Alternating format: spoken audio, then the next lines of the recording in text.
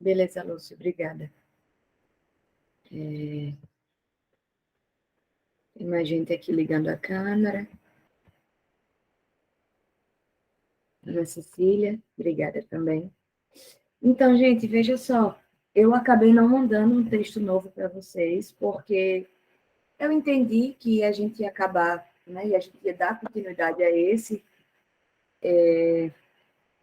embora seja um texto que, de novo, né, mais uma vez eu reitero, não tem um caráter teórico no sentido estrito da coisa, né, a gente não está falando de conceitos psicológicos, a gente não está falando de correntes psicológicas ainda, mas é um texto que ele é base, que ele é basilar para a compreensão da psicologia de forma geral, para a gente entender essa perspectiva a partir da qual eu estou falando e a partir da qual eu quero estudar com vocês, tá? Então, hoje ainda, assim que acabar a aula, eu já vou lançar o outro material, o outro texto, que já é um texto mais acadêmico mesmo, um pouco mais denso, é um texto bem curtinho, mas ao mesmo tempo ele tem uma densidade conceitual que é diferente desse que vocês, né, que a gente está trabalhando agora. É um texto que já vai falar um pouco mais especificamente da psicologia e de alguns conceitos que são fundamentais para a gente entender a constituição da psicologia, tá?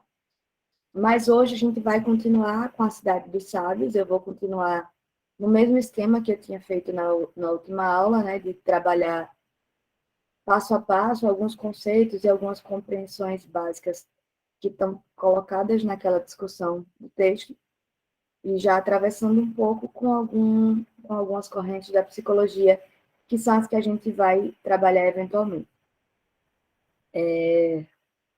Outra coisa que é importante dizer é que daqui para o final da semana eu já vou lançar no Google Classroom a primeira atividade pontuada, né? Como eu tinha falado para vocês, eu acho que eu falei para vocês que a minha perspectiva de trabalho com vocês em termos de avaliação vai ser muito mais no sentido de fazer uma espécie de síntese, né? Ou a gente vai pegar esse material, esse conteúdo das aulas que a gente vem tendo, e eu vou colocar isso em termos de questões para vocês consolidarem esse entendimento, ou eu posso adiantar algumas questões como uma espécie de estudo dirigido, para vocês irem, para ir direcionando de algum modo a leitura. E direcionar não é no sentido de levar vocês para pensarem do jeito que eu penso, mas é no sentido de ajudar mesmo a pensar como é que é possível ser feito esse estudo da psicologia e desses conceitos e dessas correntes com as quais a gente vai trabalhar, tá? Então, hoje ainda eu vou colocar para vocês, assim que acabar a aula, eu vou colocar para vocês o novo texto da próxima semana e talvez algum material complementar já, algum dessas atividades assíncronas, né, que basicamente eu fiz uma seleção assim de materiais que filmes, documentários e vídeos e podcasts, inclusive, que possam discutir um pouco algumas questões e trazer a gente mais para perto desses debates da psicologia, tá? Então, hoje ainda eu vou mandar para vocês o próximo texto, provavelmente também algum material desses, e daqui para o final da semana eu lanço lá uma atividade com um prazo mais ou menos longo para vocês irem respondendo. E como eu também tinha falado para vocês, essas atividades pontuadas, a minha expectativa é de que eu possa fazer várias. E no que eu vou fazer várias, lançar várias delas, isso vai, de alguma forma, diluir a pontuação, no sentido de que não vai ficar aquela coisa apertada de se eu errei uma questão, eu estou com a nota baixa. Não, a ideia é que a gente possa diluir isso ao longo de todo o semestre, para que vocês possam ter essa possibilidade de síntese mesmo, de resgate do que a gente vem estudando, e, ao mesmo tempo, que essa pontuação possa ficar mais leve aí para vocês, tá? Mas, enfim, para a gente começar, propriamente dito, né, para a gente retomar, na verdade, a discussão do texto, como eu estou trabalhando esse texto com algumas turmas, eu confesso que eu fico um pouco perdida onde é que eu parei com cada turma.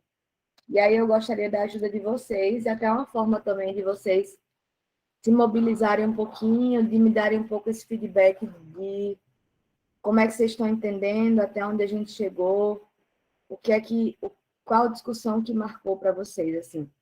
Eu queria ver se vocês poderiam fazer isso por mim, me fazer uma síntese e me dizer mais ou menos onde foi que a gente parou na última aula. Alguém se habilita?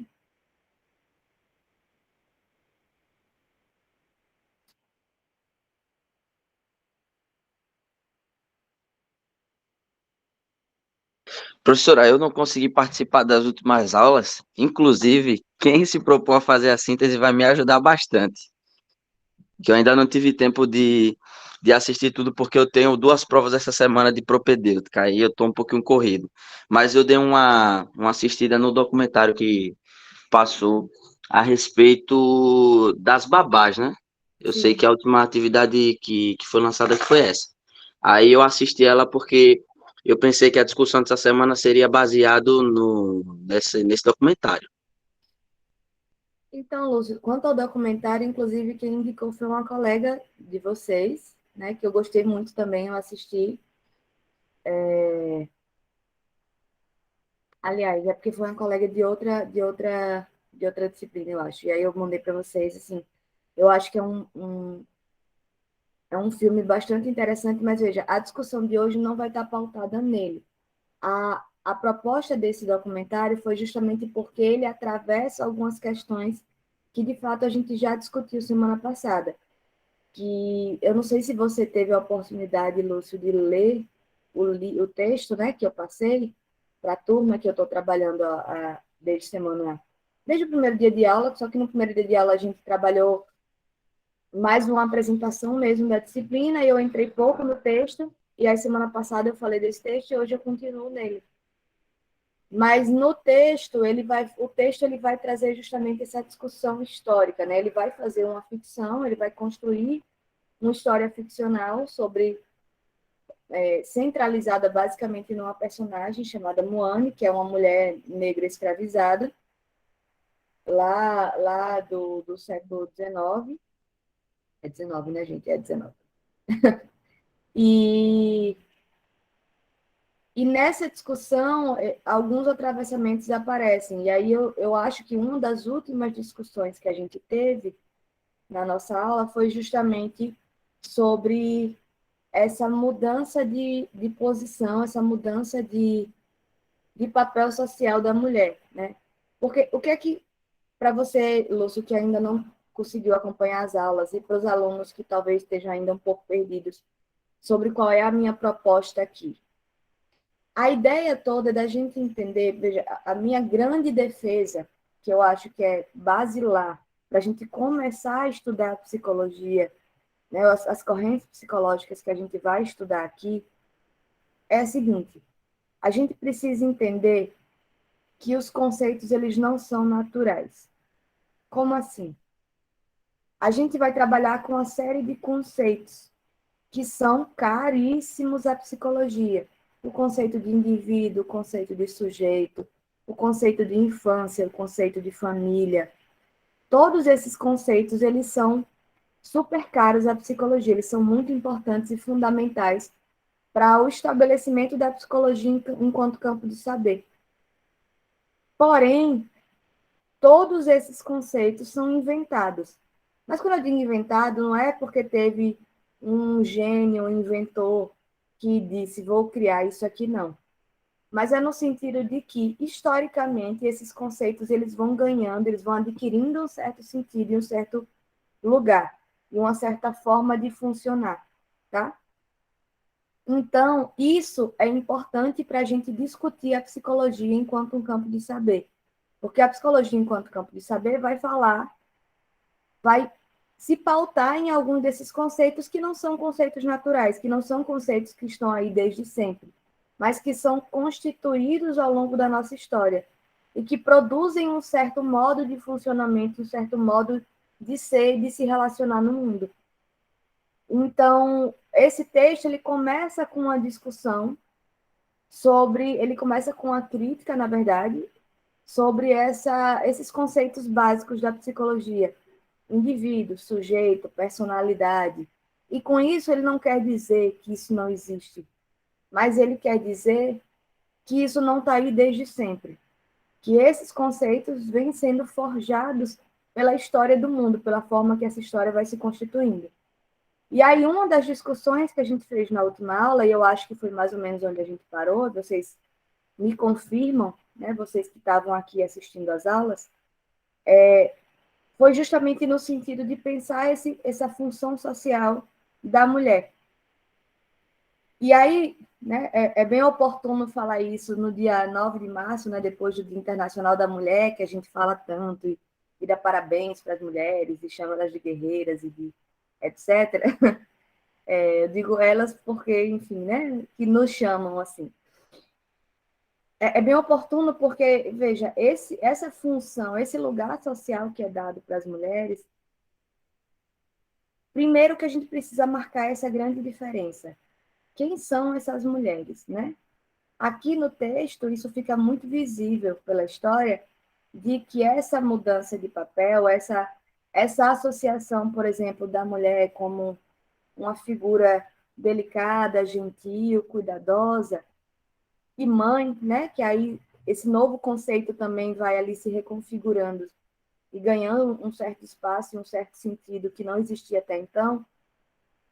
Essa definição ela está aqui associada às mulheres brancas, né? Às senhoras.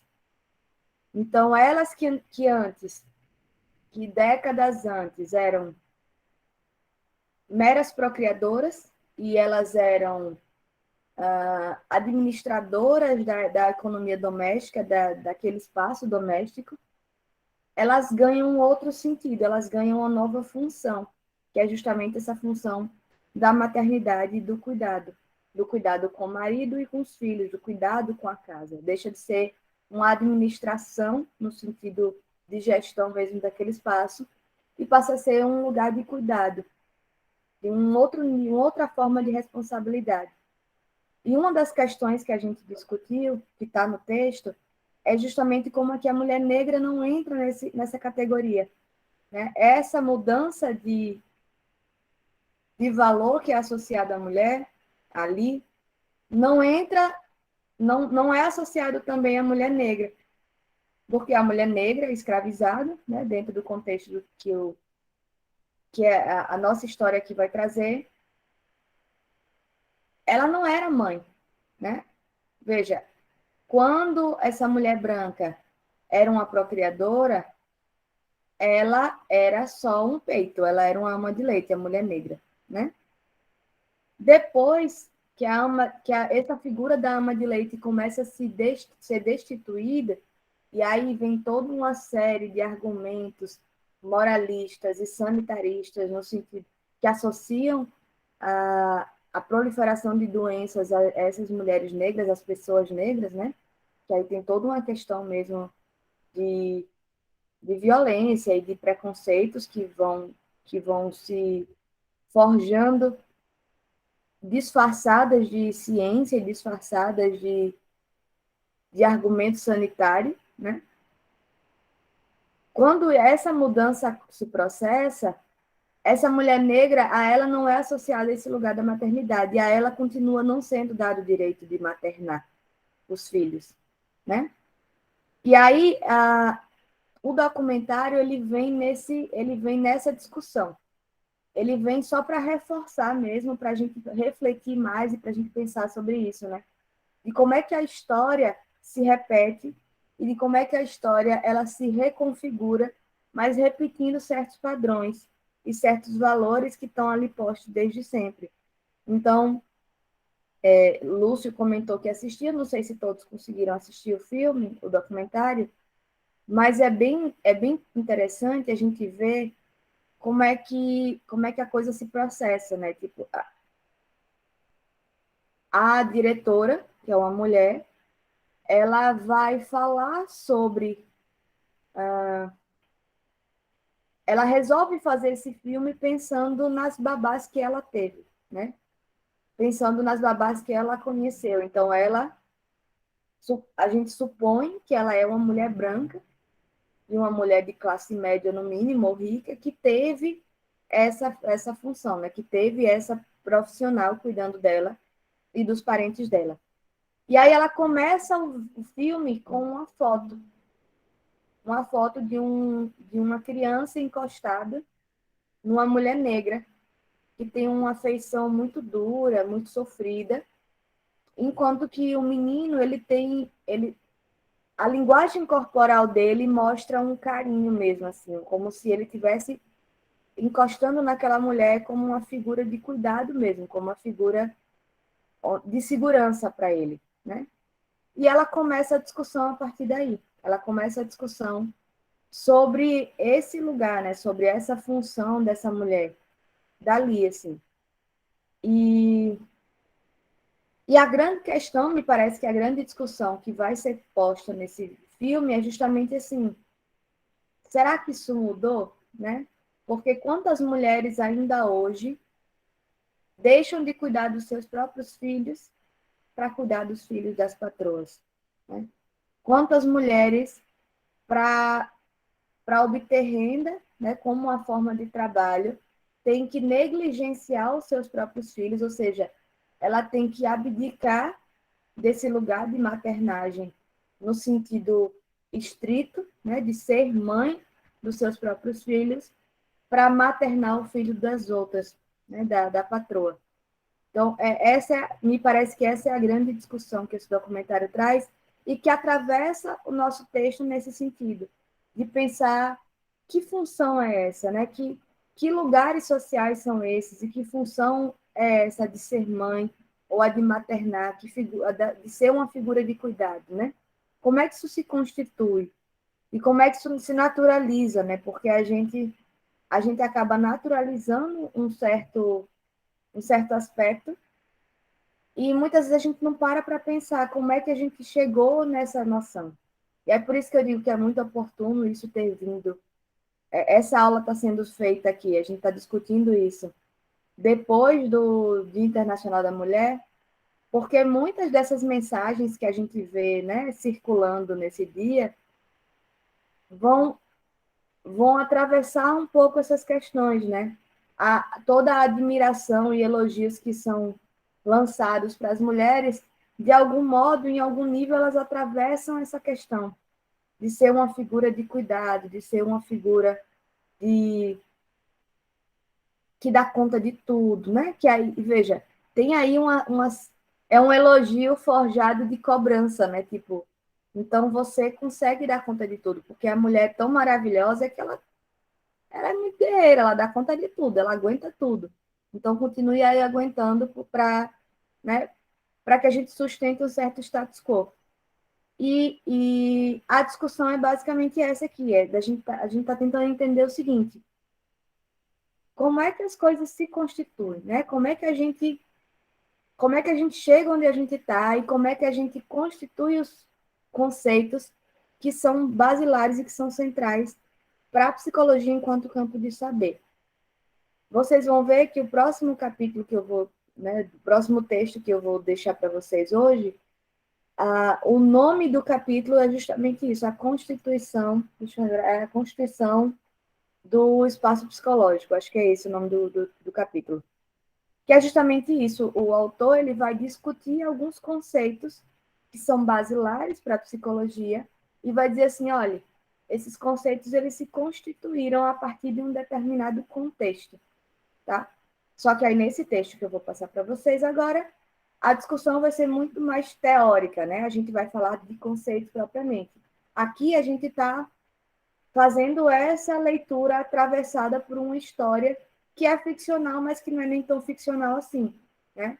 Que certamente existiram várias parecidas. E aí ele vai inventar uma que tente representar de algum modo ou ilustrar de algum modo esse processo, tá?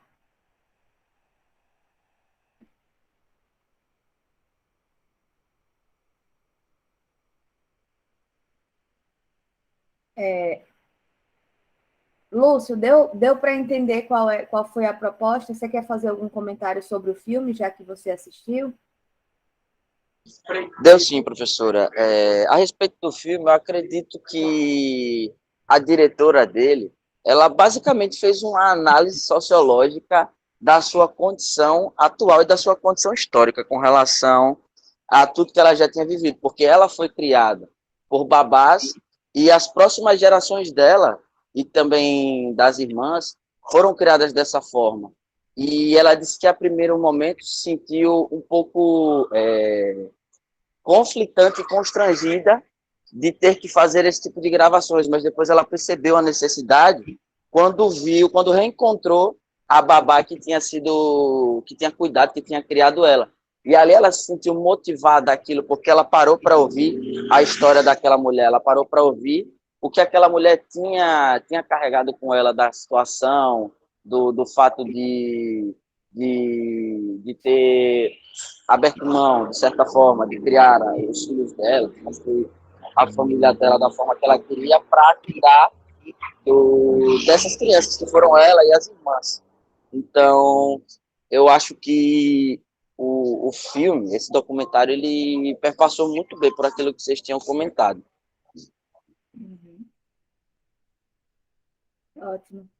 Pois é, então a ideia dele. E veja, e de forma geral, essas recomendações que eu vou fazer, e que são as horas assíncronas, vão ser sempre nesse sentido, tá, gente? De complementar a discussão, de amplificar a reflexão do que a gente já tratou aqui. Porque eu acho que, assim, se a gente tem essa possibilidade de pensar em horas síncronas e assíncronas, eu acho que as assíncronas não podem ser iguais às síncronas, né? Aqui a gente vai ter esse espaço de debate, de teorização das questões, mas a ideia das horas assíncronas é que vocês possam, a partir de outras mídias, de outras modalidades de atenção mesmo, né? De outras modalidades de apresentação dessas questões, vocês possam refletir a partir das próprias vivências e da própria compreensão que vocês estão tendo, tanto dos textos quanto da vida, de forma geral.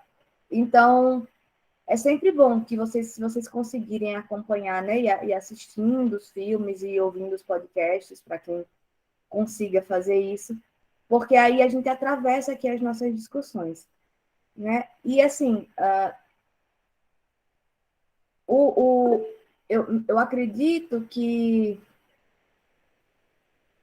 tenha sido aqui, nesse ponto, né, da, dessa mudança de papel social da mulher e desse lugar da mulher negra, que a gente tenha parado mais ou menos na última aula. E aí eu não lembro se eu cheguei a falar para vocês, mas eu acho que sim, porque é um exemplo que me ocorre muito facilmente, que quando eu falava justamente desse lugar, da, da atualidade dessa figura, né, da mulher que deixa de cuidar dos próprios filhos para cuidar do filho dos outros, eu sempre me lembro das mães que eu acompanhava, né, de adolescentes em conflito com a lei. Quando eu trabalhava com esses adolescentes, eu fazia muitos atendimentos a mães, e sempre eram mães, porque ou os pais não existiam, ou eles não se comprometiam no processo, porque eles entendiam que o cuidado das crianças era da mãe. Então, assim, essa naturalização ainda está em voga, né? E uma das grandes angústias que eu escutava dessas mães era justamente essa, de que elas tinham essa impressão, elas chegavam a essa conclusão de que o filho tinha dado para o crime porque ela precisou cuidar dos filhos da patroa. Então, ela foi mãe dos filhos da patroa, enquanto isso, seus filhos foram criados pela rua. Essa era a expressão que a maioria delas usava, né? E aí eu lembro que eu cheguei a falar também dessa discussão, eu acho que eu cheguei a falar dessa discussão, né? Que a gente. Outro ponto que o autor vai marcar muito bem é justamente essa passagem do público do privado, né? Do espaço interno para o espaço público, né? Quem é que pode ocupar? E por que que o espaço público é associado desde sempre com esses perigos, né? Então, tem aí um certo sentido que vai se mantendo, vai se sustentando ao longo dos anos, das décadas, dos séculos, embora isso vá se reconfigurando e se apresentando de uma forma sutilmente diferenciada, a depender de que momento a gente fale daquilo, né?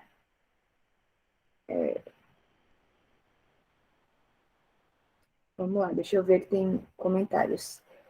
Hoje ainda existe bastante isso. As babás dos filhos de famosos praticamente deixam suas casas para cuidar das crianças dele. Pois é, porque assim, a gente vê, sabe, Tamires, isso dos famosos, porque eles estão mais visados, né? Eles têm essa visibilidade. Mas não são só dos famosos, né? Assim, as pessoas, veja, toda a luta feminista que se faz em torno do direito ao trabalho para a mulher, ela infelizmente não vem acompanhada aí com essa transformação do papel da mulher e do homem no processo de cuidado dos filhos. Então, toda a luta feminista branca e da elite, classe média, ela vem no sentido de reivindicar um espaço de trabalho, né? Reivindicar que eu possa também ter a minha autonomia e minha independência. Só que para a mulher poder fazer isso,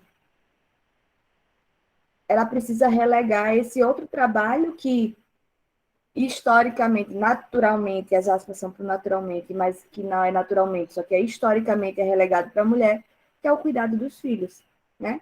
Ela precisa delegar isso para alguém. E ela vai delegar isso para as mulheres pobres, porque esse vai ser o campo de entrada de trabalho dessas mulheres, né? Porque, assim, uma coisa existiam essas babás desde sempre para cumprir esse papel junto com a mulher branca, com a mulher rica. E aí percebam que o branco e rica, né, acaba sendo mais associado pela história do Brasil. Mas nesse processo de luta pela entrada no mercado de trabalho, que é uma luta feminista branca, essas mulheres brancas, para elas estarem no campo de trabalho e para elas tentarem disputar um lugar de igualdade ali dentro, elas precisam garantir que seus filhos não atrapalhem esse processo, não interfiram na sua produtividade e no trabalho que elas são capazes de realizar. E aí, para isso, elas precisam acionar outras mulheres, porque continuam sendo mulheres, para assumir esse papel. E essas mulheres também são mães. Mas para elas poderem ganhar o seu dinheiro, para elas poderem assumir essa função, elas acabam largando de mão o cuidado dos próprios filhos, né? E isso é histórico. E isso é comum, muito mais comum do que a gente gostaria que fosse. Eu não sei se vocês já viram, tem uma série que bombou muito no Netflix, que fala sobre, que é uma série brasileira. Eu agora não consigo lembrar do nome dela. Enfim, eu vou olhar aqui rapidinho e já digo para vocês.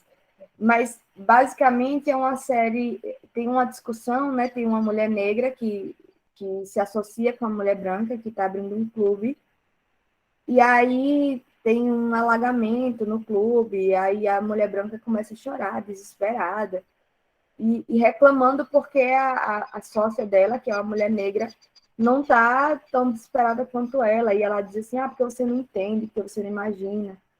E aí tem um diálogo que é muito forte, muito bonito, assim, né? Que essa mulher negra diz assim, veja, quem não entende é você. Porque você está aí lutando para poder trabalhar, mas eu trabalho desde criança, né? Porque se eu não trabalhar, eu não como, minha família não come. Então, a minha luta não é para entrar no mercado de trabalho, mas é para poder conquistar além da pura subsistência. Claro, eu estou aqui parafraseando, tá? Não é esse o diálogo. Mas tem aí essa questão de que a gente pode pensar, a gente deve pensar criticamente, inclusive todos esses movimentos feministas, né? De entender que é por isso que tem, por exemplo, tem movimentos que se chamam, né, que são denominados de mulheristas, que são de mulheres negras que querem produzir aí um outro movimento, né? De dizer assim, veja, o feminismo já não dá conta das nossas necessidades, porque o feminismo, historicamente, na sua origem, tem aí como base a demanda de mulheres brancas, que não é a mesma. Não é a mesma coisa que nós, mulheres negras, precisamos. Porque, por exemplo, em termos de entrada no mercado de trabalho, a mulher negra desde sempre está lá dentro, inclusive desde a infância, inclusive com trabalho infantil, né? Então, enfim, se a gente for entrar por aqui, a gente tem muito pano para manga, tá? Mas, assim, voltando ao comentário de Tamires, a gente vê os famosos porque eles têm essa visibilidade, mas não são só os famosos, né? De fato, isso ainda é uma prática muito comum no Brasil. E isso diz sobre a nossa história. Isso, isso diz sobre esse momento que o autor está tentando ilustrar aqui, quando ele constrói essa história, né? Ele vai dizer, olha, tem um determinado momento, aí tem um ponto de virada nessa história, em que a mulher branca ela ganha uma outra função social, ela deixa de ser uma mera procriadora, ela se torna mãe, ela se torna rainha do lar, né? Mas quais são as implicações disso? O que é que isso muda? E, e quais as implicações disso na vida da mulher negra, da mulher escravizada? Porque até aqui a mulher negra era a mulher escravizada, né? Mas, historicamente, isso vai ganhando outros tons e vai ganhando outras configurações, mas que não vão muito distante dessa história aqui, de onde isso partiu, de como isso se constituiu, sabe? Deixa eu ver, Maiane me pede aqui. Isso, Carla, obrigada. O nome da série, Coisa Linda, exatamente. A coisa mais linda. Mas é essa mesmo. Eu acho que, veja, acho que quem tiver a fim de ver uma série que possa falar, né, que mostre um pouco sobre essas discussões feministas, eu acho que é uma série muito boa mesmo, assim. Recomendo. Tá, deixa eu voltar para o comentário de Maiane, que ela me pede alguma coisa. Professora, você poderia fazer uma associação entre o processo de subjetivação e a mudança de papel social da mulher negra e da mulher branca? Vamos lá, deixa eu pensar como é que eu faço isso.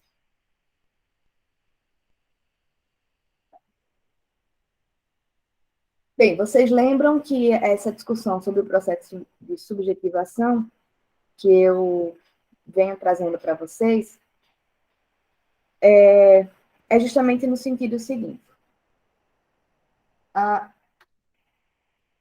Na psicologia, isso a gente vai ver com muito mais clareza na discussão do próximo texto, esse conceito de subjetividade ele vai ganhar força, ele vai ser basilar, né? Eu estou usando muito essa palavra porque eu acho que ela representa bem para o que está para o que sustenta a psicologia, ele vai sustentar aí a psicologia, né? Pensar em termos de subjetividade. E aí se eu pergunto para vocês assim, gente, o que é subjetividade para vocês? Como é que vocês entendem a concepção de subjetividade? Vocês provavelmente vão me dizer algo sobre não, a minha subjetividade é só minha, ou então é algo que é próprio ao sujeito, né? Que seria a definição mais etimológica possível, né? Na base da palavra. Tem a ver com o sujeito, com o que é da ordem do sujeito. Só que, na perspectiva teórica que eu venho trabalhando para vocês, como fundamento aqui para a gente pensar a psicologia de uma forma crítica, eu trago o conceito de processo de subjetivação. E a ideia de processo de subjetivação é de que essa concepção de subjetividade, ou seja, a forma como cada pessoa funciona ou se relaciona no mundo, não é algo individual, no sentido de que Eu nasci, cresci e desenvolvi a minha subjetividade por conta própria. Mas que essa constituição da subjetividade diz respeito à vida coletiva das pessoas, à vida social, às relações que ela estabelece ao longo da vida dela, tá? E entendendo isso, a gente começa a entender também que certas formas de funcionamento, inclusive em termos de raciocínio, de compreensões sobre o mundo, dizem respeito a essas constituições, a esses processos que são de ordem coletiva, embora pareça individual, no sentido de que você vai dizer assim, ah, não, eu tenho a minha forma de pensar, mas a sua forma de pensar, ela está atravessada por esse processo de subjetivação, por essas formas de funcionamento que dizem respeito à constituição desse povo, à cultura desse povo, à sociedade que se constitui aí. Então, se a gente for pensar esse papel social, né? Essa mudança aí de papel social, porque não é à toa que Luiz Antônio Batista, né, que é o autor do nosso texto, que ele vai fazer, que ele vai tomar Moane como a personagem principal, porque ela vai descrever a partir da perspectiva dela, né, que é uma mulher negra escravizada, pelo menos no início do texto ela é escravizada, depois ela é liberta, mas aí, né, aí tem toda aquela discussão do que é que a abolição produziu para os negros, porque ela, já velha, liberta, e vai cozinhar e passar num bordel, porque é o que sobra para ela como possibilidade, né? E depois ela vai morar numa espécie de cortiço, porque também é o que sobra. Porque, qual a valorização do trabalho dessa mulher, né? Onde é que ela poderia estar, se não nesses lugares? Enfim. Então, quando ele pega essa personagem como centro dessa história, ele faz esse exercício aí, ele nos propõe esse exercício de pensar a partir dessa perspectiva dela, como é que se dá essa história e toda essa transformação, certo? Então, ele vai mostrando, a partir do estranhamento dela, de ver aquela mulher, que é uma mulher, que é também mulher como ela, mas que é uma mulher branca, é diferente dela, de ver como é que isso se dá, de que lugar é esse que essa mulher vai ocupando, enquanto que Moane também vai aqui refletindo sobre os lugares que ela ocupa nessa sociedade ao longo desse processo de transformação. Então, a ideia do processo de subjetivação é justamente que essas mudanças sutis, algumas muito sutis, outras nem tanto, até porque elas vêm impostas, né, de cima para baixo, literalmente, lá da Europa para cá, elas vão produzindo mudanças nas formas de funcionar e de se relacionar das pessoas. Elas vão produzindo formas de pensar sobre o mundo. Por isso que eu estou aqui o tempo todo colocando em questão a naturalização de certos conceitos. E esse conceito de mãe, por exemplo, né, de mulher, de mãe, de infância, são conceitos que a gente precisa questionar, porque eles não são naturais, mas eles foram naturalizados a partir desses processos de subjetivação.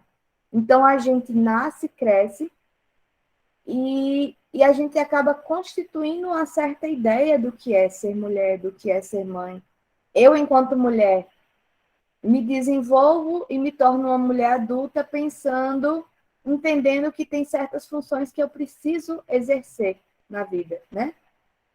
E aí, tudo isso diz respeito a esse processo de subjetivação, porque tem aí uma série de valores que são colocados, né? E que a gente vai aderindo a eles, digamos assim, e vai constituindo. Vamos lá, deixa eu tentar melhorar isso. O que o autor vai trazer aqui, quando ele vai falar das almas que nunca morreram, que ele vai resgatar, né, dizer assim, olha, eu estou falando aqui a partir do conceito de Foucault.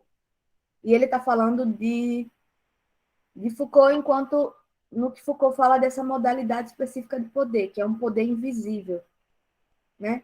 A ideia dos processos de subjetivação é justamente de que esse poder ele vai se encrunhando, digamos assim, ele vai se entrelaçando e vai entrando nas nossas formas de viver.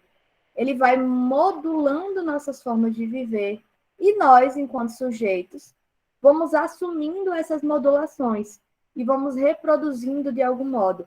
E a partir do momento que a gente vai reproduzindo isso, a gente também está participando dessa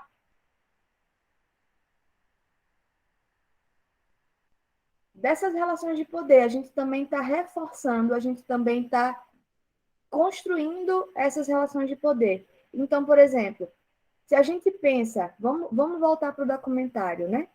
A gente pensa aí nas mulheres brancas que até hoje têm babás negras e que essas babás negras precisam dormir na casa dessas mulheres. Eu digo precisam porque essa é uma exigência que é feita, né?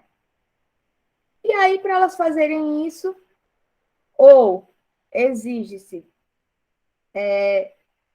que essa mulher não tenha namorado, não tenha filho, não tenha compromisso com família, ou simplesmente diz assim, veja, você tem seu filho, sua família, etc.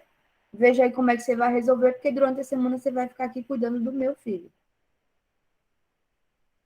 Ainda que a gente pense, né, que dentro da configuração social que a gente tem hoje, de uma mulher que trabalha, isso seja necessário, né? Tipo, a mulher precisa disso para poder trabalhar, mas a partir do momento que essa mulher branca, ela aceita isso, de que assim, olha, eu vou precisar tirar essa mulher negra, tirar dessa mulher negra a possibilidade de construir a própria família ou de cuidar da própria família para eu conquistar os meus projetos pessoais, eu estou participando dessa modulação da relação de poder. Eu tô participando de uma forma que parece natural, porque não me parece ter outra opção, mas eu também estou tendo uma participação ativa nesse movimento. Né? Eu também estou estabelecendo essas relações de poder e estou reforçando essas relações. Porque, só que isso, quando isso soa natural, quando a gente não estranha, diz respeito justamente a esse processo de subjetivação. É porque é assim que funciona o mundo onde a gente vive hoje. E a gente pouco questiona. Então, o nosso lugar aqui na academia, o nosso lugar aqui na universidade, e aí eu digo, eu vou falar especialmente do meu lugar enquanto psicóloga, é questionar isso. É colocar em questão essa naturalização, né? De como é que isso vai funcionar, de como é que, a partir desse processo de subjetivação, em que eu naturalizo certas formas de funcionamento e de relação, como é que eu acabo participando também do estabelecimento dessas relações de poder, que é um poder invisível, um poder microscópico, que vai se implementando de uma forma que eu nem percebo que eu estou participando. Porque quando eu decido fazer isso, é natural, sabe? Soa natural. Então, por exemplo, vamos lá, né? Eu acho que, imagino que tenha ficado mais ou menos claro, mas eu vou fazer um exemplo fictício e repetir basicamente o que eu falei agora. Eu sou uma mulher branca. Gente, eu sou solteira, não tenho filhos, nem tenho planos de tê-los, tá? Mas digamos que eu tivesse. Eu além de trabalhar aqui com vocês, eu dou aula para vocês, eu tenho mais 2 outros trabalhos, então eu não paro em casa o dia inteiro, né? Isso para mim é importante, é uma escolha que eu fiz enquanto mulher que eu acho importante para minha vida. Se eu resolvesse me tornar mãe, e se para isso eu não tivesse disposta a abrir mão de tudo isso que eu conquistei, né? Eu ia construir aqui na minha cabeça um processo de racionalização muito natural, natural entre aspas, de que eu vou precisar de ajuda, certo? E aí, que ajuda seria essa? Seria a ajuda de uma pessoa, de uma babá. Mas como eu passo o dia inteiro na rua, né? Eu saio. Só não estou na rua porque eu estou dando aula online, mas se eu não tivesse, eu realmente sairia de casa 7 da manhã e volto 10 da noite. Essa pessoa precisaria estar aqui esse tempo todo, né? Tá, enquanto ela está aqui, e a vida dela fica onde? Veja, eu poderia dizer, né? E isso pode estar muito, muito bem mascarado e muito bem justificado, inclusive num discurso feminista. E tipo, estou ocupando o meu lugar, estou priorizando que eu preciso, né? Que eu posso ser mãe, posso ser profissional, de fato eu posso. Mas como é que se faz isso? Às custas de quê e de quem se faz isso, né? Então, são questões que às vezes a gente não faz, mas que acabam produzindo essas relações e reforçando essas relações de poder. Tá? Pode falar, Lúcia. Professora, mas algo que me surgiu aqui como uma dúvida foi o seguinte: a senhora falou aí a senhora exemplificou, né? E eu entendi, sim, o que a senhora quis dizer.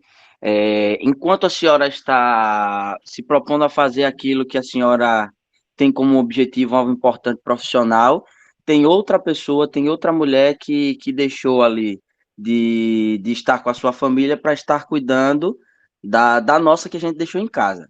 Eu, por exemplo, sou estudante de medicina, a minha esposa quer ser médica. Provavelmente a gente vai ter pouco tempo para ficar com as crianças. Nós queremos ter 5 filhos. Só que a nossa ideia é a seguinte: a gente não quer que tenha uma pessoa que durma lá e etc. A gente vai ter, sei lá, tipo, um quadro de funcionários que vão fazer o seu serviço, como, por exemplo, eu tenho que ir para o hospital, servir as pessoas, cuidando delas, tratando das doenças, sejam psiquiátricas, sejam psicológicas, sejam físicas. Eu vou exercer o meu papel da mesma forma. E assim, eu não consegui dissociar um pouco da ideia de eu, como um futuro médico, vou ter que abrir mão de estar com a minha família cuidando dos meus filhos, porque, como a senhora falou, eu defendo e eu tenho essa noção clara na minha mente que a criação dos filhos ela parte não só da mãe, mas do pai também. É uma relação em conjunto. Mas eu, como pai, eu vou estar abrindo mão dos meus filhos para cuidar de pessoas, para cuidar do filho de outras pessoas, para cuidar da mãe de outras pessoas, para cuidar do pai de outras pessoas, de um avô, de uma avó. Então, é o processo de trabalho natural que nos distancia, de certa feita, dos nossos filhos, da nossa casa, da nossa vida em si, né? Até mesmo do nosso próprio lazer. E eu acho que na questão da babá, se enquadraria dessa forma. A gente não pensa em ter uma pessoa que fique lá até 10 da noite. Eu não quero um funcionário assim. Tem o seu horário de trabalho normal, como eu tenho o meu horário de trabalho. Quando terminar o turno, vai para casa, vai para sua família. Assim, eu vejo dessa forma, entendeu? Uhum. Uhum. Então, Lúcia, deixa eu só esclarecer uma coisa, assim, quando eu falo isso tudo, né, eu às vezes falo de uma forma que parece muito apaixonada, mas a minha intenção é de produzir um impacto mesmo, é para a gente parar para pensar. E eu não estou querendo em nenhum momento moralizar esses processos, tá? Eu acho que são escolhas que se fazem e que às vezes precisam ser feitas. Mas o que eu estou colocando em questão aqui, atendendo ao pedido da colega de pensar sobre esse conceito de processo de subjetivação, é que essas coisas, essas escolhas existem, esses raciocínios, eles funcionam a partir de uma certa naturalização, de uma certa naturalidade, melhor, de uma certa construção do que é natural no nosso mundo. Então, eu vou, inclusive, pedir licença para usar a sua fala. Você diz assim, é natural.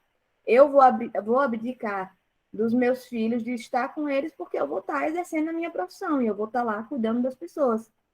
Mas veja, isso só é natural porque no mundo que a gente vive, isso é naturalizado, tá? No sentido de que, e eu não estou dizendo que é bom ou que é ruim, não é disso que se trata. O que eu estou dizendo é que existe aí um processo de construção, porque a noção de trabalho, por exemplo, é uma noção moderna.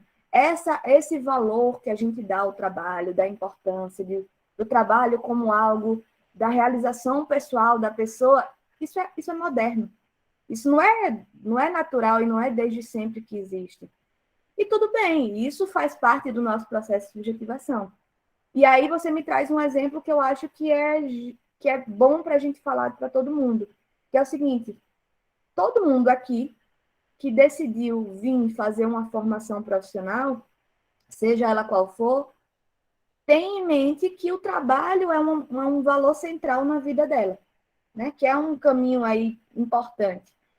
Porque dentro da nossa lógica moderna, contemporânea, dentro desse processo de subjetivação que vem se constituindo ao longo da história, a gente entende que o trabalho é uma das dimensões centrais da nossa vida, de realização pessoal, inclusive, tá?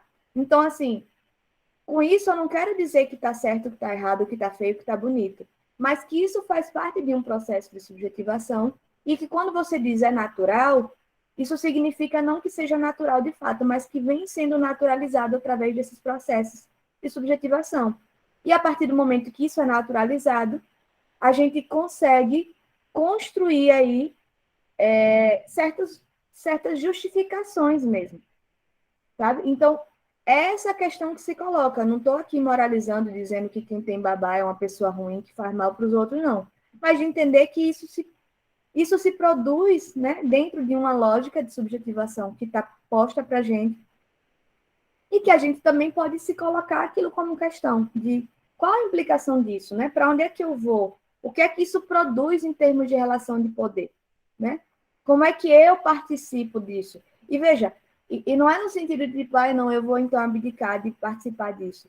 Tá, a gente precisa estar o tempo todo se questionando em que ponto a gente está contribuindo e adicionando aí nesse processo.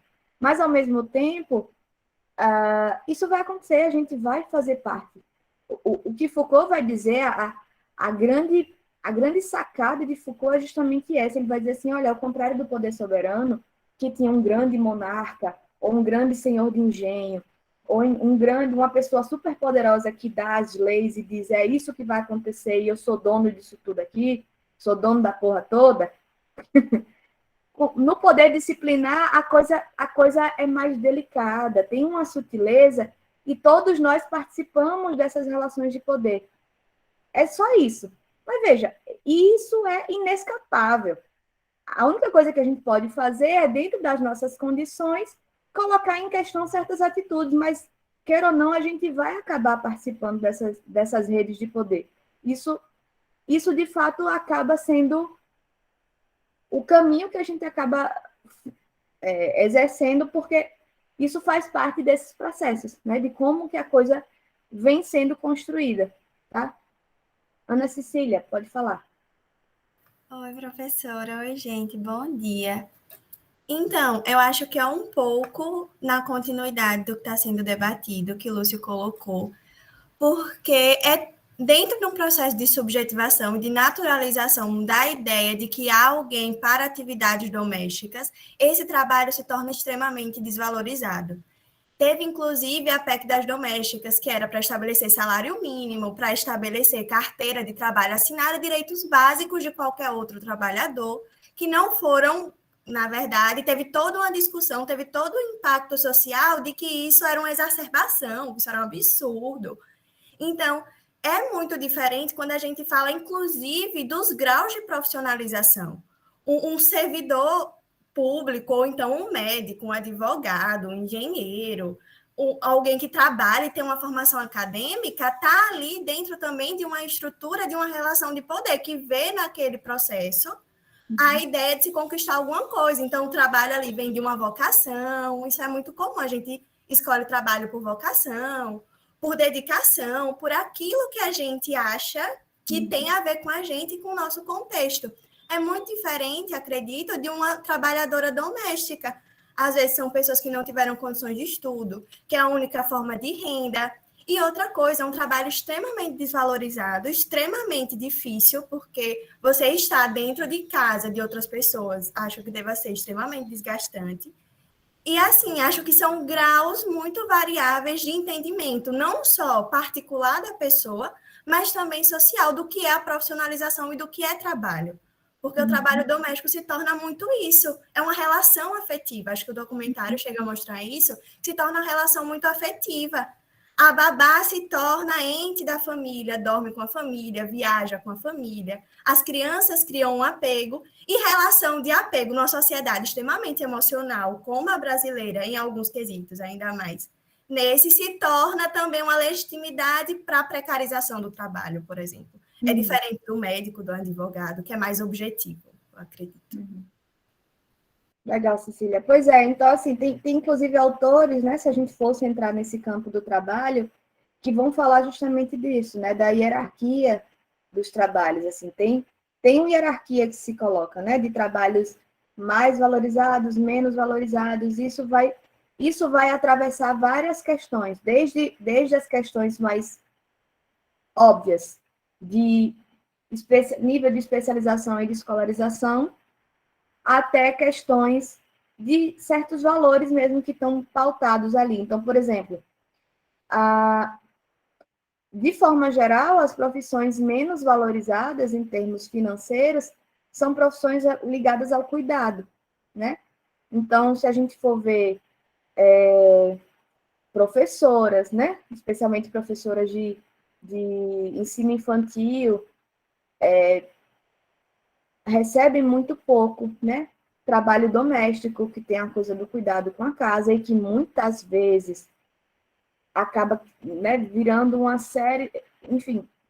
E essa é outra questão que diz respeito à história do Brasil, assim, né? De como é que as coisas se constituem.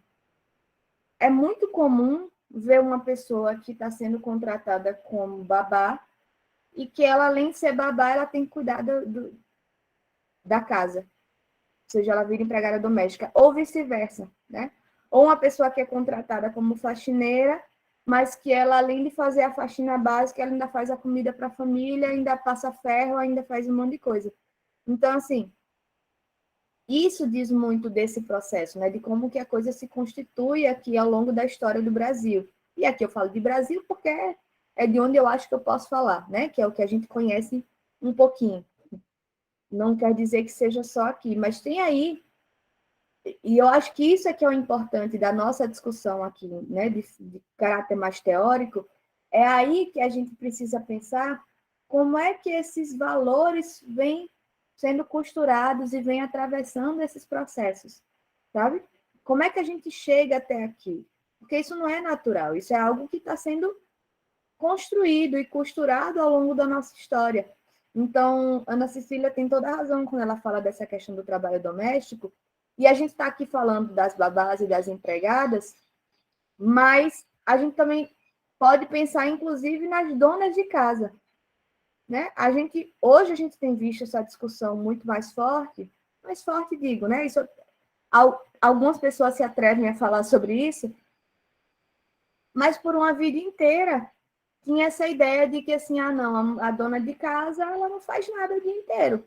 Então, ela precisa esperar o marido com a casa brilhando e com a comida pronta. E uma comida diferente todo dia, porque ele traz o dinheiro para casa. Mas como é que ele consegue trazer esse dinheiro para casa? Porque tem alguém cuidando da casa. Porque se ele estivesse morando sozinho, ele ia precisar dar conta de tudo, né? Que é como muitas mulheres fazem. E homens hoje também, né? Mas, enfim. Então, tem essa discussão que a gente está produzindo hoje, porque a gente está conseguindo entrar nesse movimento de desnaturalizar. Mas o que eu acho que é interessante da gente marcar, né, que foi o que eu estava falando para o colega, para Lúcio, é que, assim, a grande sacada de Foucault, quando ele fala desse poder no capitalismo que é microscópico e invisível, é porque nesse processo de subjetivação, a gente acaba funcionando dentro dessa lógica e a gente vai naturalizando e reproduzindo certas relações de poder, né? E aí, volta e meia, alguém para refletir e diz, opa, peraí, isso aqui não está certo, e a gente questiona aqui. Mas a gente vai produzindo para um outro caminho.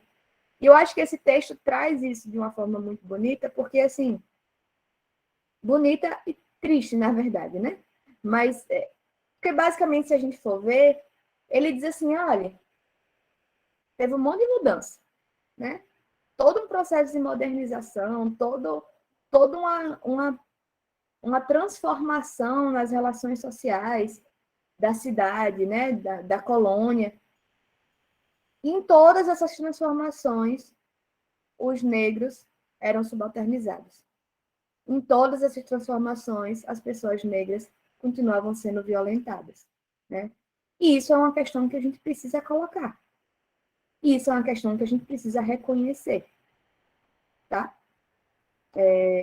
Então, a ideia de pensar nos processos de subjetivação é da gente, inclusive, entender onde é que a gente se coloca nessa relação. Onde é que a gente está nessas relações, né? Como é que a gente se constitui, que tipo de valor que a gente naturaliza, mas que não é tão natural assim, né? Que não existe desde sempre e que pode sim ser transformado. Deixa eu ver aqui as discussões no chat que eu vi que está rolando.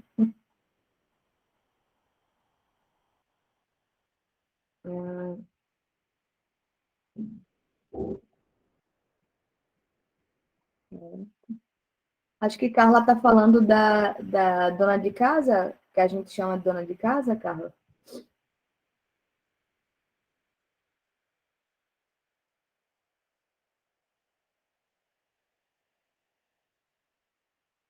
Ah, certo.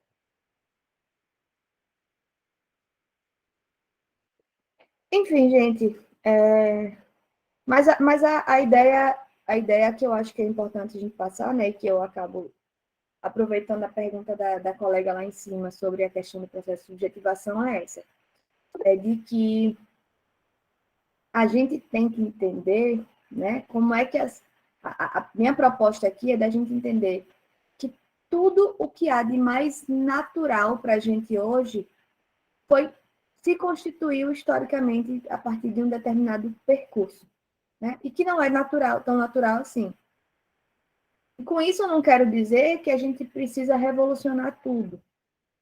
Bem, talvez precise, mas assim, não é essa a questão, não é essa a proposta aqui. Mas é no sentido de que, se não é natural, isso pode ser questionado e pode ser reconstruído e pode ser produzido uma outra forma de funcionar. E que provavelmente essa nova forma de funcionamento vai também produzir outras relações de poder, né? E a gente vai ficar sempre nesse jogo aí, nessa caminhada de entender o que é, né, quais são as possibilidades de relação e tentar construir uma sociedade cada vez mais igualitária, talvez, né? Para quem acredite nisso, eu gosto ainda de acreditar, embora tenha um pouco de dificuldade quanto mais o tempo passa e a gente veja o que acontece no mundo. Mas a ideia é justamente essa, de que a gente, assim, a minha proposta aqui, para a gente começar a pensar a psicologia, é justamente de entender que tem certos conceitos que a gente toma como naturais, mas que eles não são naturais, eles não estão dados desde sempre, eles foram construídos a partir desses processos de subjetivação, e da mesma forma que eles foram construídos, eles podem ser questionados e desconstruídos. Eles vão sendo, e eles vão necessariamente sendo transformados através dessas mudanças que se dão no mundo, de forma geral, tá? Então, só para tentar continuar um pouquinho, né, das discussões que o autor vai fazer, eu acho que eu já passei por praticamente tudo nessa parte da Revolução das Almas, que aí ele vai... Uma coisa que eu falei muito na primeira aula, mas que eu acho que eu devo reforçar de novo, é justamente como é que essas discussões aí, de como é que o que é trazido, né, enquanto modernização, acaba sendo uma imposição também moral, de uma forma de funcionamento, de um entendimento que não respeita necessariamente a, a forma de pensar das pessoas que estavam aqui. Então, quando ele fala, né, eu acho que eu já disse isso na última aula, mas quando o nome do texto é A Cidade dos Sábios, isso não é à toa, né?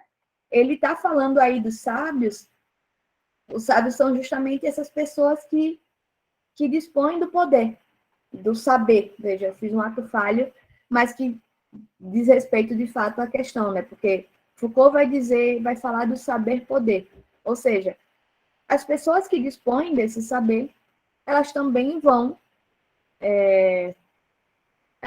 dispor de determinados papéis na relação de poder aí. Então, esses sábios, eles vão impor essas formas de se relacionar. Eles vão impor certas maneiras de lidar com as questões. E aí, em algum momento, ele vai falar assim, dos sábios da cruz e dos sábios da higiene. Ele vai dizer justamente dos sacerdotes que tinham aí um lugar de poder, né? E se a gente for parar para pensar em termos de figuras religiosas, até hoje tem, né? E os sábios da higiene, que seriam os médicos, e médico no sentido que eu digo não é o médico profissional, tá? Mas do saber médico, né? Do que se produzia enquanto saber sobre essas questões de higiene do povo, né? Do que era importante ali naquele momento. Peraí, deixa eu... Né? Tô meio embolada, deixa eu reformular isso aqui.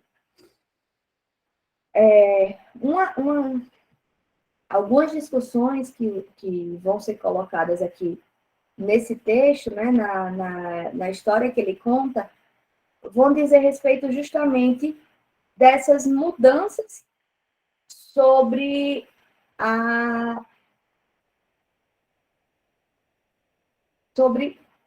forma como se dava essa questão da higiene na cidade. Vejam, também a noção de higiene é uma noção moderna, tá?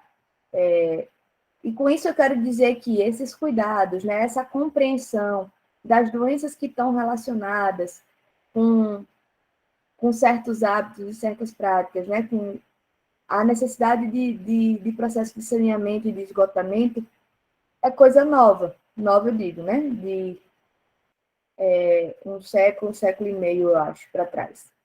Então, e a gente ainda vê hoje muitas famílias que não têm esse sistema, né? E a gente sabe isso, a gente não pode desqualificar e desconsiderar que existem pesquisas que mostram que áreas que não têm sistema de esgoto, que não têm esse processo de sanitarização, são áreas onde há maior proliferação de doenças e maior mortalidade, tá? Então, por isso que se torna uma política pública hoje o processo de sanitarização.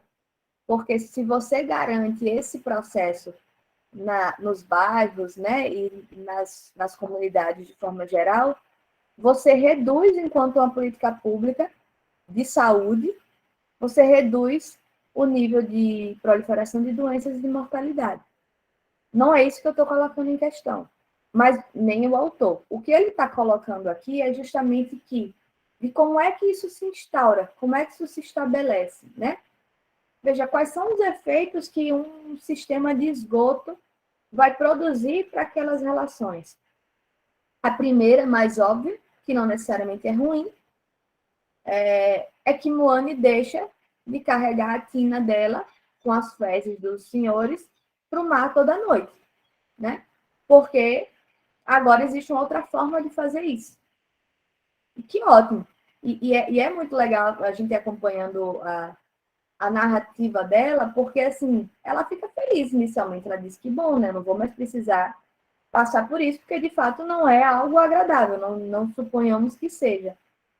Mas, ao mesmo tempo, fica ali claro, ela vai sacando ao longo dessa narrativa de que, tá, eu não faço mais isso, mas é para mim, mas com isso eu não ganho um lugar mais importante, ou eu não ganho uma função mais agradável, né?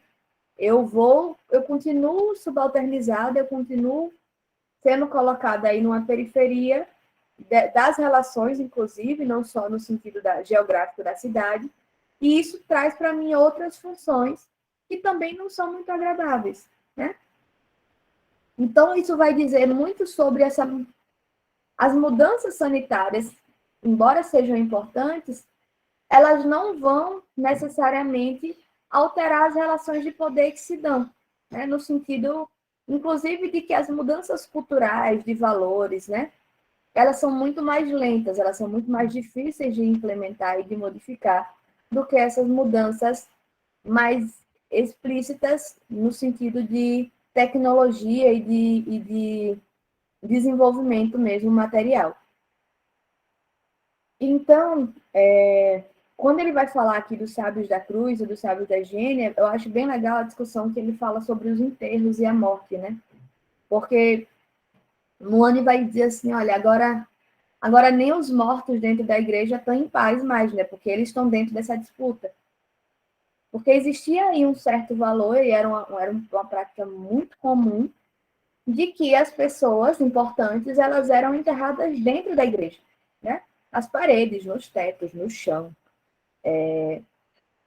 Não sei se vocês já foram na Igreja do Paço aqui em São Cristóvão, que é uma das igrejas mais antigas, assim, né? Do Brasil, inclusive. Me parece que lá tem até hoje, ou pelo menos tinha, quando, em termos de, né, quando eu fui visitar, eu ainda era criança, eles tinham isso, assim, era uma igreja onde existia isso, né? Provavelmente, naquele momento, já tinham sido exumados esses corpos, mas, assim, é uma igreja onde essa prática acontecia, tá? Pois é, Tamires, aí, veja, é bem novo isso, bem recente ainda, né? Mas o que acontece é que os corpos em decomposição, eles vão, sim, produzir aí, né? Eles podem, sim, ser fonte de doença. Então, todos os sanitaristas, né, que eram os sábios da higiene, eles começam a dizer assim, veja, isso não dá para ser feito mais, a gente não pode mais sustentar esse tipo de prática. Então, constrói-se os cemitérios ali do lado, né? Porque aí garante-se, de algum modo, que evita-se esse tipo de situação, até porque é possível fazer esse processo de exumação, né? Enfim, eu não entendo muito bem disso, mas o que importa é, tem aí uma discussão, e aí quando ele fala de disputa entre sábios, é justamente isso, são pessoas que dispõem do poder, né, que estão ali num lugar de relação de poder hierarquicamente superior, mas que eles começam a disputar. Disputar justamente quem é que vai ter a prioridade aí da solução final. Então, os sábios da higiene, eles começam, né, ou seja, os sanitaristas, né, os estudiosos mesmo, eles começam a dizer, olha, isso aqui não dá mais para sustentar, porque isso prolifera a doença. E aí, isso diz respeito a esse processo de evolução científica mesmo, né, de pesquisa. Mas, ao mesmo tempo, a forma como isso se estabelece, como isso se impõe, como isso se constrói numa sociedade, acaba aí produzindo uma série de efeitos nas formas de relação que se estabelecem nessa sociedade, né? Então, aí além dessa discussão, por exemplo, tem outra que me parece bastante interessante, que é justamente essa questão que eu já falei para vocês, né? Que é da arquitetura. A arquitetura como esse espaço, né, como essa estética que produz aí uma nova forma de relação entre as famílias. Então, o que o autor vai dizer aqui é que nessa mudança das casas, da estrutura das casas de família, você vai produzindo uma nova forma de se relacionar em família. Então, a partir de um determinado momento, as casas elas passam a ser separadas por cômodos. E esses cômodos vão marcar muito claramente esses lugares. Então, tem um quarto do casal, que tem toda uma questão de privacidade. E aí não é mais um quarto para a procriação, mas é um quarto que é compartilhado, em que eles vivem lá juntos, né? Tem o quarto das crianças, que é separado por gênero. E tem o espaço social, que é para as visitas, né? Então, a casa começa a ser toda fragmentada como uma forma de, dentro dessa estética, dentro dessa estrutura que se faz, né, da arquitetura, ele vai produzindo aí formas de se relacionar, né? Ele vai produzindo, essas mudanças também produzem aí novas formas de relação, novas formas de estar no mundo. E aí, por exemplo, o autor ele vai associar isso, né, a essa mudança, inclusive da existência de uma mesa de jantar. Não sei se vocês lembram, logo no começo do texto eles diziam que eles comiam no chão, né? E que as mulheres e os filhos comiam com as mãos enquanto só era dado os talheres para o Senhor. E aí depois não se torna, né? Esse móvel tão simples e tão óbvio que a gente tem hoje, né? Que é uma mesa de jantar, ele dá aqui ele dá a essa família uma nova configuração e um novo funcionamento. Então, isso diz respeito, inclusive, a esse lugar da criança, né? Porque a criança também é um conceito inventado, no sentido de que a gente sempre teve bebês que iam crescendo até virar adultos. Mas a noção de infância é uma noção recente, é uma noção moderna. E essa noção vai vir junto, por exemplo, com a noção de personalidade, porque quando a gente pensa no desenvolvimento da criança, a gente pensa, tá bom, e como é que essa criança se desenvolve? Quem é ela? Como é que ela funciona? Como é que eu entendo cada criança? Então, a gente vai construindo aí esse novo conceito que é o de personalidade, para entender o funcionamento pessoal de cada criança, né? E aí é justamente nesse ponto que fala sobre a personalidade que ele começa a repetir várias vezes a frase de que as forças do mundo todo não cabem numa pessoa só, né?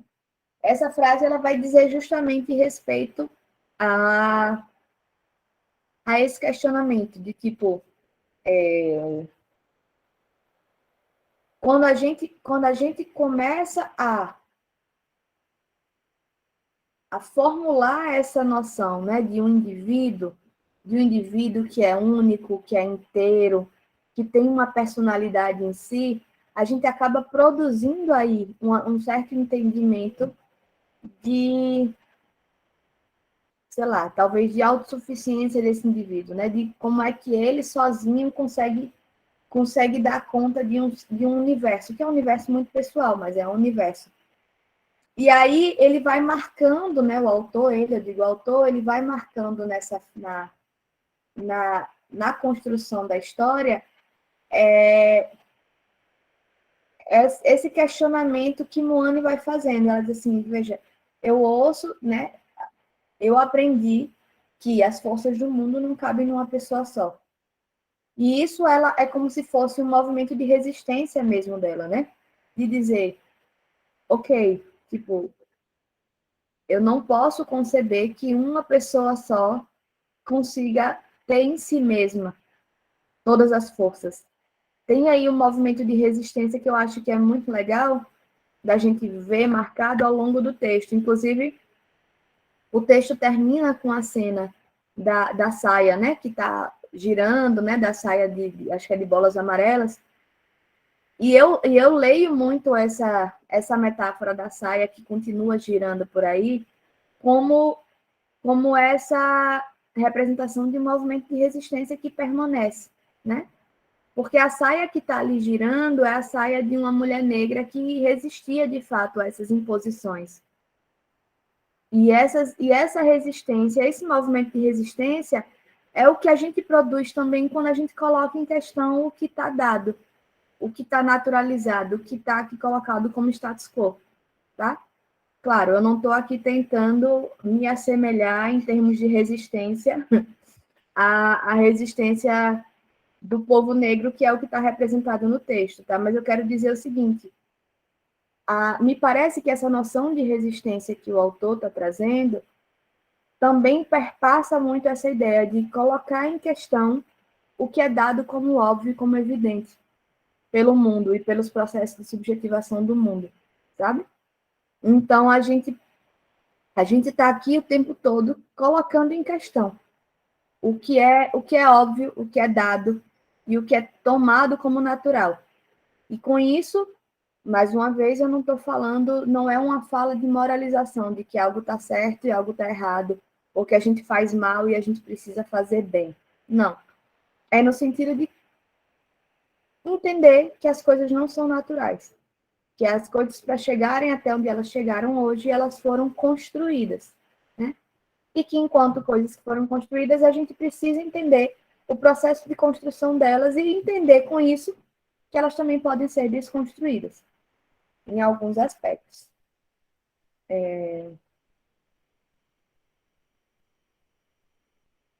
Então, em algum momento do texto, ele vai trabalhar aqui com algumas discussões que são bastante interessantes, né? Ele vai usar as notas de rodapé, eu já tinha marcado para vocês, que ele vai pegar essas notas de rodapé para falar de alguns conceitos que ele está usando como fundamentação para construir essa narrativa. Então, ele vai falar em algum momento a frase tudo que é sólido desmancha no ar, né? Que é uma frase que está no Manifesto Comunista de Marx. E, basicamente, o que ele está querendo dizer é o seguinte, tem aí uma questão, né? Tipo, esse processo de modernização das cidades, que está sendo representado nessa narrativa, vai falar justamente de como é que, ao longo desse processo, né, o processo de subjetivação que se deu também vai no sentido de tornar volúvel, né, de tornar as nossas relações algo volúveis, assim, de como é que isso inicia um processo, né, de como é que... deixa eu pensar como é que eu coloco para vocês. Aí alguém está com o microfone ligado, deixa eu...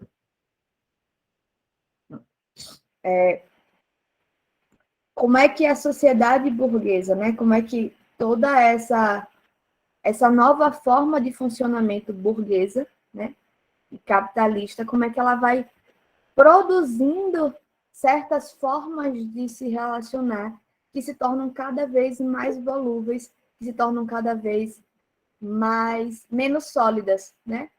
E aí isso diz respeito a esse processo de subjetivação onde a gente se encontra hoje. Como é que a gente chegou até aqui? E, mais uma vez, gente, eu vou reforçar essas coisas o tempo todo. Eu não estou aqui moralizando, eu não estou com conversa de gente velhinha que diz, no meu tempo que era bom, antigamente que as coisas eram bonitas. Não, não é disso que se trata.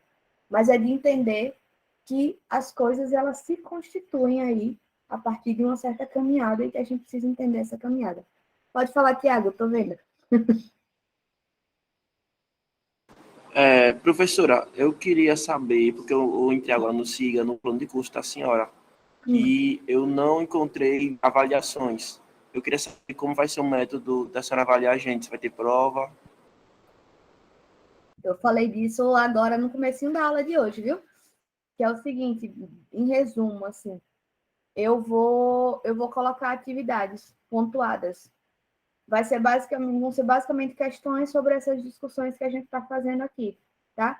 Seja posteriormente como uma espécie de síntese para vocês terminarem de fixar, né? E fazerem para si mesmos e para mim esse feedback de como é que vocês estão acompanhando o processo, seja no sentido de estudo dirigido. Em alguns momentos eu vou passar a atividade depois da discussão, em alguns momentos eu vou passar antes, como uma forma de dirigir um pouco a leitura que vocês vão fazer do material, tá?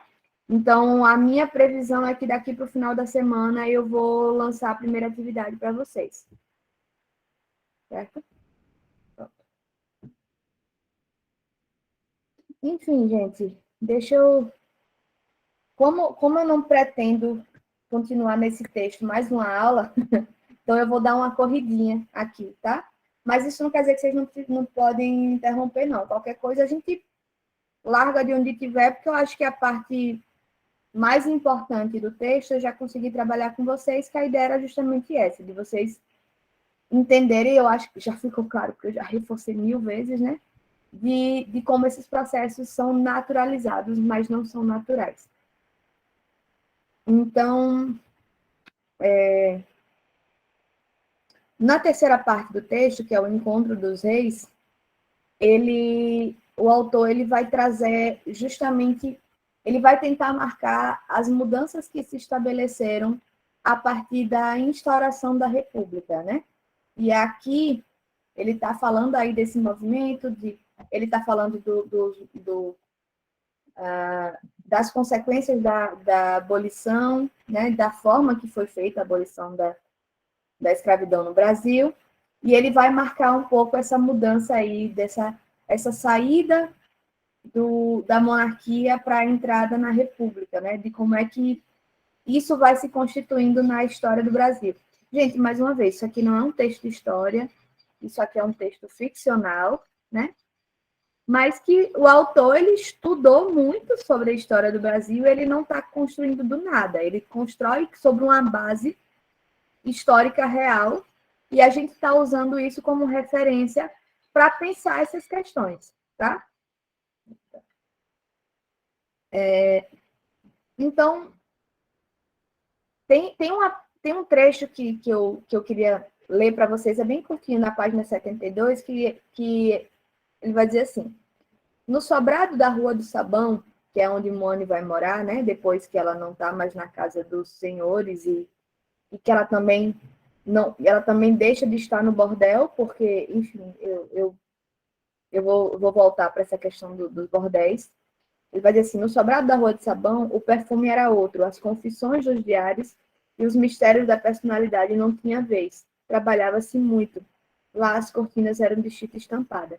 Então ele faz aqui uma brincadeira um tanto irônica, sarcástica, com essas mudanças que vão se estabelecer na casa, né, na arquitetura, na estrutura das cidades, na casa dos nobres e na periferia. Ele basicamente está dizendo assim: veja, tudo aquilo que eu estava trazendo para vocês aqui sobre as mudanças da forma de se relacionar, das formas de funcionamento, né, que estão ali na casa dos nobres, dos brancos, isso não vai se dar também na periferia, tá? Tipo, as meninas doces e apaixonadas que sentavam para escrever nos seus diários, elas não vão existir nessas periferias, não porque elas não possam, não porque elas não sintam, mas porque não há tempo, porque há trabalho o tempo todo, né? E um trabalho de exploração mesmo, assim. Trabalhava-se muito por lá. Então, e aí quando ele brinca de que as cortinas eram de chita estampada, ou seja, não tinha o mesmo ar de mistério, todo o cuidado com a privacidade, né? Tinha aí as cortinas, mas elas eram de um outro material.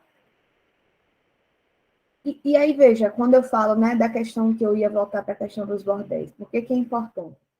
Tem aí, ao longo do texto, tem muitos trechos bem legais que são de notícias reais, que existiram, né?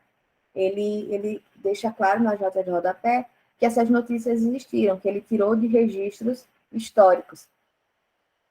E aí é muito curiosa a parte dos bordéis, porque justamente tem duas notícias completamente distintas sobre a existência dos bordéis. Em uma, vão se falar dos bordéis de luxo, né?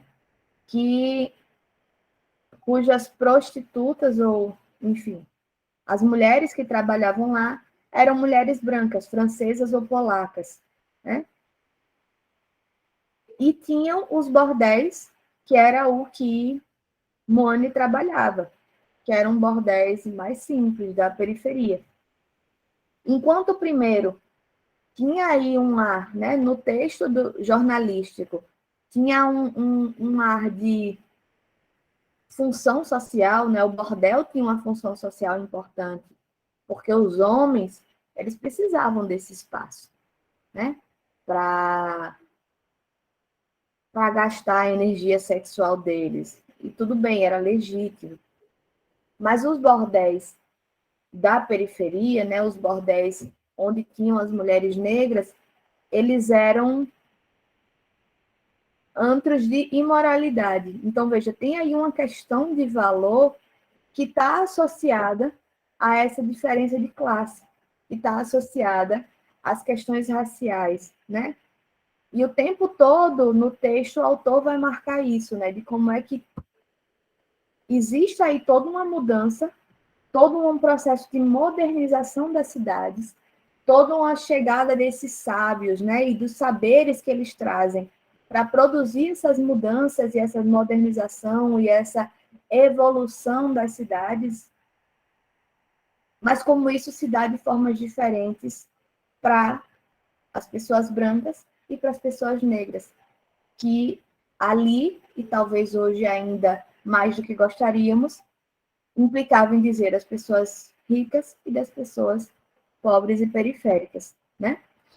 Então, tem aí o tempo todo essa marcação, porque percebam, a coisa é tão construída que ela não se dá de forma igual, porque se fosse algo natural, era igual para todo mundo, era igual em todos os lugares, né? Mas não é natural. Ser mãe não é natural, a ideia de mulher não é natural, a ideia do cuidado não é natural, a ideia de uma personalidade, né? Esse processo dos diários, das meninas que escrevem sobre si mesmas. Ou seja, poder falar sobre si mesmo diz algo sobre o lugar que você ocupa no mundo, né? Então, a grande questão que ele está colocando aqui, que é uma grande crítica que o autor faz, é tipo assim, quem é que tem personalidade? Quem é que é indivíduo, né? E isso é muito importante para a psicologia, porque, veja, a psicologia ela vai se sustentar, ela vai se construir a partir de alguns desses conceitos, que são conceitos modernos. Mas a primeira e grande questão que o autor faz é o seguinte, mas será que todo mundo se encaixa nesse conceito, né? Eu falei para vocês, né, lá na aula passada que hoje a gente se depara com uma nova leva de discussões, inclusive chamadas de teorias decoloniais, que são justamente uma tentativa de dizer assim, veja, existem outras formas de ler esses mesmos processos a partir de outros olhares, a partir de outras lentes, a partir de outras realidades, né? E a gente precisa entender isso. Eu acho que a grande questão que eu quero trazer para vocês é essa, de que a gente faz essa discussão, a gente vai fazer essa discussão da psicologia, a gente vai discutir na próxima aula o que é sujeito, o que é indivíduo, como é que isso se constitui.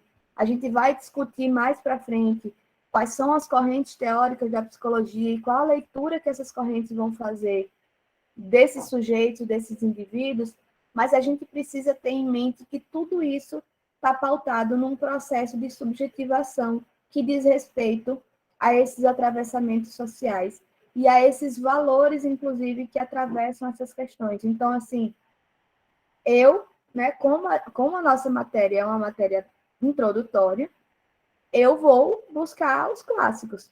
E os clássicos, eu sinto informá-los, são homens brancos europeus do século XIX. Então, a gente vai discutir essas teorias, né?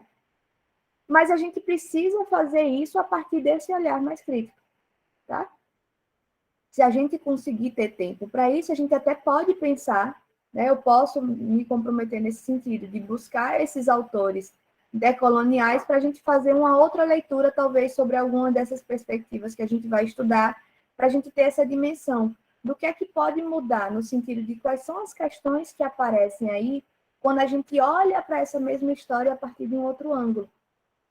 E com isso, a gente também precisa deixar claro, e eu preciso reforçar muitas vezes, que isso não coloca em questão a legitimidade da psicologia enquanto ciência, né? Porque a psicologia enquanto ciência é uma sistematização que está aí pautada em regramentos metodológicos muito claros.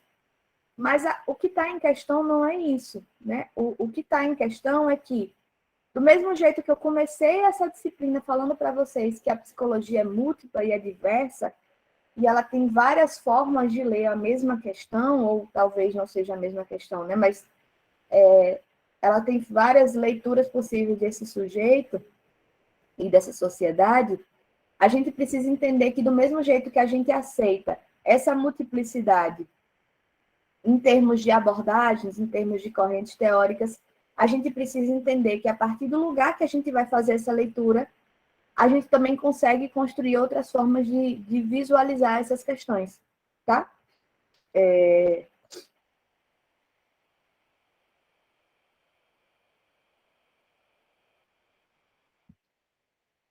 E aí tem essa parte do texto que eu já mencionei para vocês, que ele vai dizer assim, Lumoeno, né, que é a negra que dançava, ela rodava, rodava. E Lumoeno, em português, quer dizer espelho, né? Ele vai dizer isso no texto. E aí vocês lembram que a história começa com um espelho enferrujado que é encontrado, né? Que o narrador, o marinheiro narrador, se olha naquele espelho enferrujado e se vê desfigurado. E ele não se vê, não vê uma unidade, um indivíduo, uma personalidade, o que ele vê é uma história de todos que vieram antes dele. Então, me parece que começar a história por esse encontro com o espelho e terminar a história com o Limoeno, que é uma palavra que significa espelho, girando, né? Nesse movimento que eu entendo aqui como um movimento de resistência, que ele, assim, a saia rodando dizia que eram fortes, tecendo astúcias, né? Então, a astúcia tem essa ideia de que, assim, eu vou produzir aqui meus movimentos apesar das violências que eu sofro, né? Apesar do que é imposto para mim. E eu acho que essa é a grande proposta que eu trago para vocês, no sentido de que a gente está aqui falando a partir de uma série de processos de subjetivação que nos trazem até onde a gente está hoje. Mas a gente precisa tecer nossas astúcias, a gente precisa pensar para além desse óbvio e desse natural. Eu acho que em qualquer formação teórica, em qualquer formação profissional, isso é importante, sabe? Se a gente pensa no médico, a gente precisa assumir um lugar em que a gente, assim, as coisas não são óbvias, né? As coisas não... O que eu entendo sobre o mundo não é óbvio, eu preciso ouvir o que essa pessoa tem a me dizer. Se a gente é advogado, a mesma coisa. Se a gente é psicólogo, também, né? Se a gente é professor, a gente precisa estar nesse lugar também, de entender o que é que esse outro está trazendo. E como é que a história dele, que é a nossa história também, de algum modo, né? Atravessa aí esse processo, traz ele até onde ele está hoje.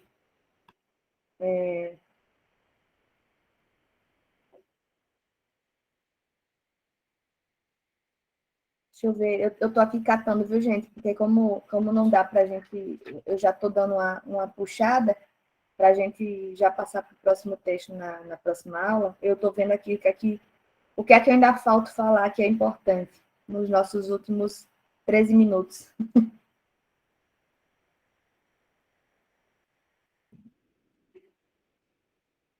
E aí, na página 77, tem uma citação que basicamente deixa claro qual é a defesa que o autor está fazendo aqui nesse texto, né? Qual é o propósito desse texto.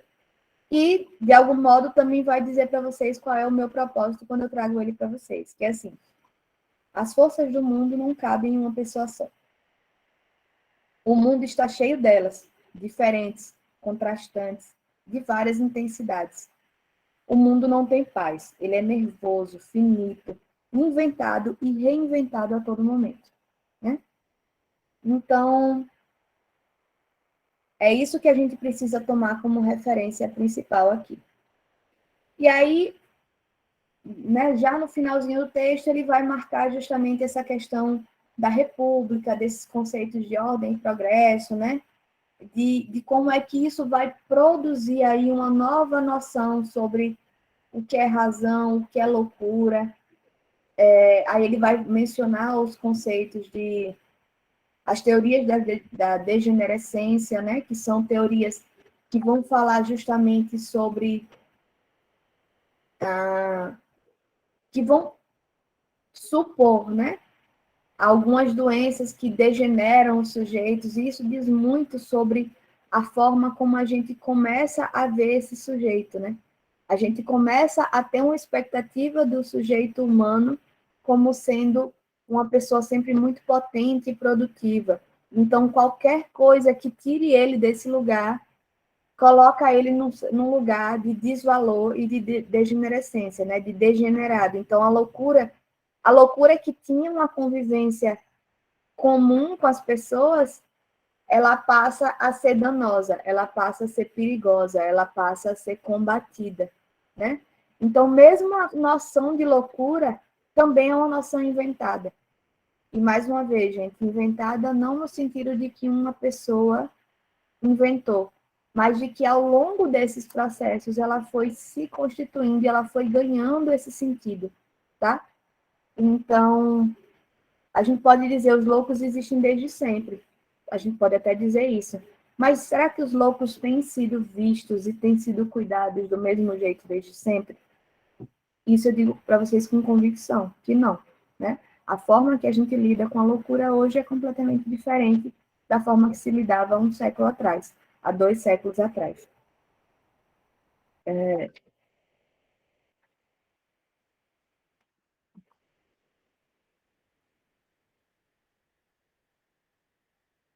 E aí, na página 80, já no finalzinho, o autor ele vai falar sobre Lumena, Moane e o Negro GG, né, que são personagens que ele menciona ao longo do texto, e vai dizer assim, os 3 não são deuses, heróis ou vítimas, né? E aí isso tem a ver com o que eu estava dizendo mais cedo, que aqui eu não é uma perspectiva moralizante de dizer, eu não estou falando de heróis e anti-heróis, eu não estou falando de pessoas que são boas e pessoas que são ruins, pessoas que fazem o mal e pessoas que sofrem o mal, tá? Eu estou falando aqui de um processo de construção, em que as pessoas participam e sim, algumas pessoas vão sofrer violências, né?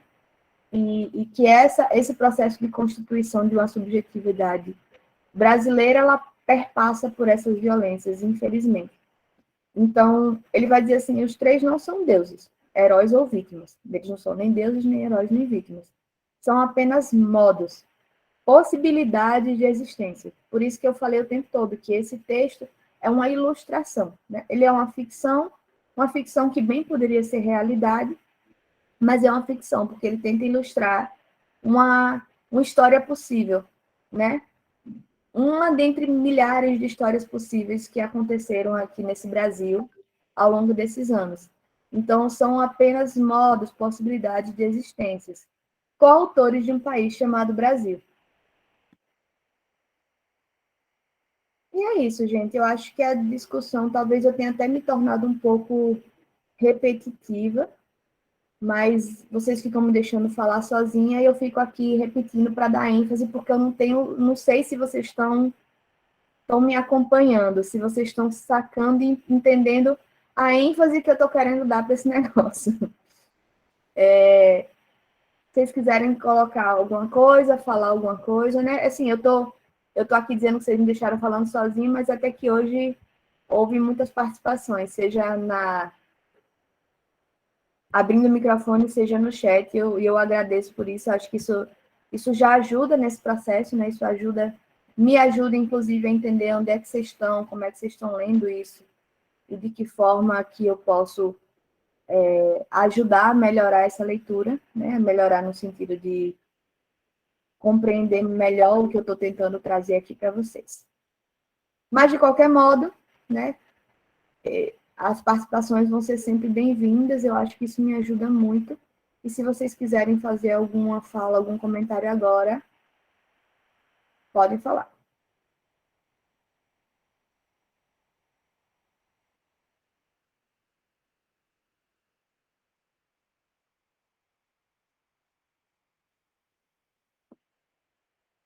Falem agora o cálice para sempre, viu?